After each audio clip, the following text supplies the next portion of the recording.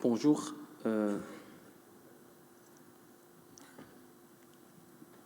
Pardon.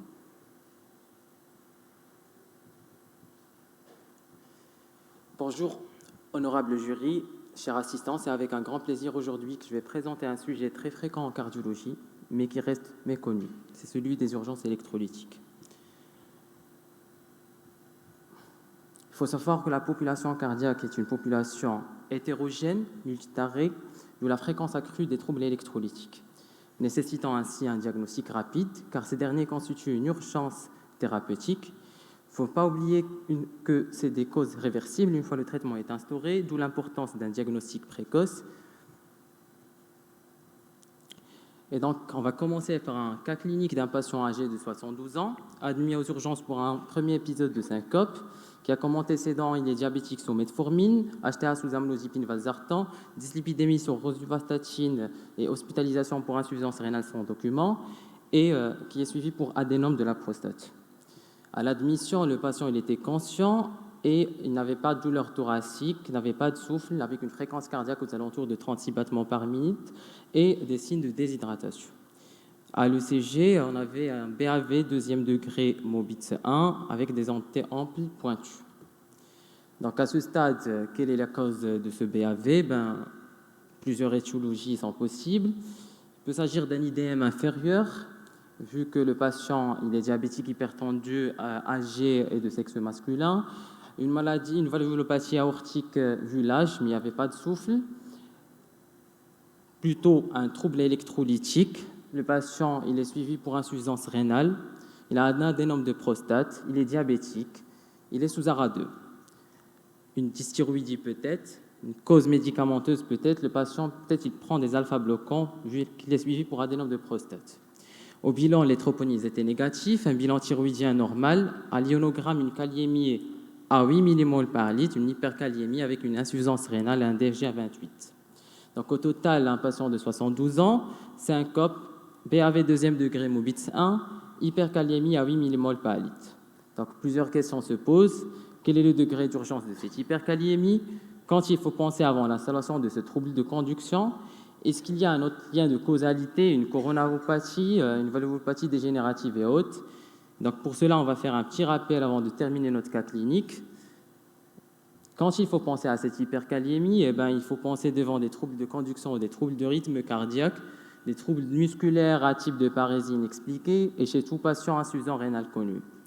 Électriquement, on a 4 stades selon la gravité électrolytique et on peut tout avoir en allant des troubles de conduction à des troubles de rythme et en avançant dans les stades, le QRS s'élargit. Au stade ultime, la survenue d'une fibrillation ventriculaire et d'une asystolie. Quelques aspects ECG. Au stade 1, on a une onde T pointue avec un QT court, puis par la suite, le QRS s'élargit. Au stade 2, des ondes T pointues avec un débit d'élargissement des QRS, puis une tachycardie à QRS large et à la fin des ondes P aplaties, QRS large dysmorphique et des ondes T pointues. Le traitement d'hyperkaliémie lui-même, il repose sur 3 volets. Le premier, il faut lutter contre la toxicité myocardique. Il faut faire rentrer le potassium à l'intérieur de la cellule et enlever l'excès du potassium du corps. Comment? Lutter contre la toxicité myocardique par le gluconate de calcium essentiellement, faire rentrer le potassium à l'intérieur de la cellule par l'insuline et enlever l'excès du potassium du corps par éca-hexalate. Et généralement, en cas d'installation des troubles électriques, c'est déjà grave et donc il nécessite une hémodialyse. Une notion très importante, la particularité d'hyperkaliémie liée à l'intoxication digitalique, c'est qu'elle est réfractaire au traitement habituel et l'efficacité de la dialyse elle est limitée vu le grand volume de distribution. Donc, revenons à notre patient. Notre patient a bénéficié de 2 séances d'hémodialyse avec les autres mesures précédemment décrites, avec un bilan post-hémodialyse, une kaliémie qui s'est normalisée à 4 mmol par litre, une fonction rénale qui s'est normalisée aussi, un BAV premier degré à l'ECG et une écho qui était sans anomalie. Donc l'ECG d'un BAV premier degré, après 2 semaines, l'ECG est tout à fait normal. Donc la cause de ce BAV était une hyperkaliémie. Il faut savoir que c'est une cause réversible de BAV, d'où l'importance du diagnostic à un stade précoce. Une notion très importante, c'est qu'il faut faire attention lors des manipulations en cardiologie des traitements hyperkaliémiants, notamment digoxine, IEC, ARA2 et autres. Et En ce qui concerne les autres troubles électrolytiques, donc, la question qui se pose est quand il faut penser. Ben, il faut savoir que les manifestations cliniques sont nombreuses, généralement neuromusculaires et digestives, et puis dans un stade plus avancé, on a des troubles du rythme et de conduction qui s'installent.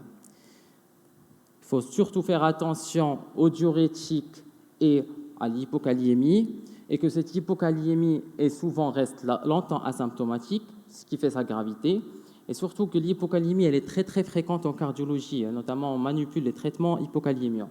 Il faut faire attention au risque d'insuffisance cardiaque et de CMD avec l'hypocalcémie, et que l'hypercalcémie peut se manifester par une HTA, par vasoconstriction au calcium, que les troubles électrolytiques et la calcémie, la gravité n'est pas liée vraiment aux troubles électrolytiques qu'on peut avoir, et il faut faire attention à l'hypomagnésémie, qu'elle peut être associée à autres troubles électrolytiques, notamment en cas d'hypokaliémie.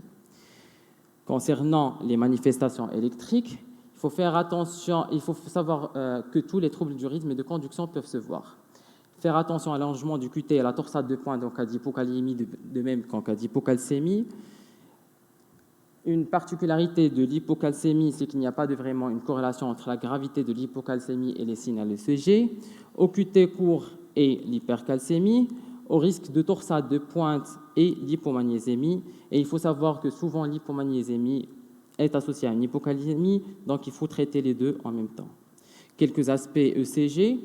Donc, cet ECG montre une onde U augmentant d'amplitude avec un allongement du QT en rapport avec une hypokaliémie. Puis, le deuxième ECG, un aspect de sous-décalage en ST, un aspect en S italique. Et les derniers stades d'hypokaliémie, stade ultime, c'est la torsade, tachycardie ventriculaire bidirectionnelle et fibrillation ventriculaire. Un ECG qui montre un QT en rapport avec une hypocalcémie et un autre qui montre une petite cupule du ST avec un intervalle QT court qui est en rapport avec une hypercalcémie. Finalement, les troubles électrolytiques constituent une urgence thérapeutique nécessitant donc un diagnostic rapide. Il faut penser à la prévention et au dépistage des troubles électrolytiques vu le risque rythmique, surtout chez les populations à risque, insuffisants rénaux, patients sous plusieurs traitements, les patients sous digitaliques, sous diurétiques, les cardiopathes et les diabétiques. Attention aux interactions médicamenteuses en cardiologie, malades sous IEC, ARA2 et autres. Il faut faire une surveillance régulière ionique qui s'impose avec un maintien de taux sérique dans la fourchette vu le risque d'aggravation des fonctions, surtout la kaliémie en cardiologie.